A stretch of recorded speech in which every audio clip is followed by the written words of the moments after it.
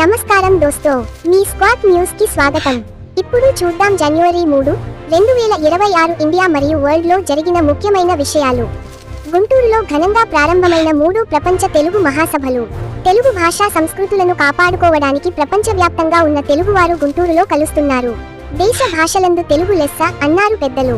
అందుకే మన తెలుగు వాళ్ళు ఎక్కడున్నా గుంటూరు కారం లాంటి మన భాషని అస్సలు వదలరు. జై తెలుగు తల్లి. ఇండోర్లో కలుషిత నీరు, 10 మంది మృతి. దేశంలోనే అత్యంత స్వచ్ఛమైన నగరంగా పేరున్న ఇండోర్లో మురుగునీరు, తాగునీరు కలిసిపోవడంతో పెద్ద ప్రమాదం జరిగింది. క్లీన్ సిటీ అని సర్టిఫికెట్ ఇచ్చారు కానీ పైపుల్లో ఏముందో ఎవరూ చూడలేదా? ప్రజల ప్రాణాలతో ఆటలంటే ఇదే. జాగ్రత్తగా ఉండండి ఫ్రెండ్స్. బంగ్లాదేశ్ మాజీ ప్రధాని ఖలీదా జియా కన్నుమూత.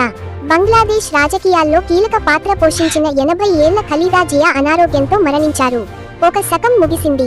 బంగ్లాదేశ్ రాజకీయాలు ఇప్పుడు ఏ మలుపు తిరుగుతాయో చూడాలి. ఇది నేటి స్క్వాట్ న్యూస్. నెక్స్ట్ న్యూస్ తో మళ్ళీ కలుద్దాం.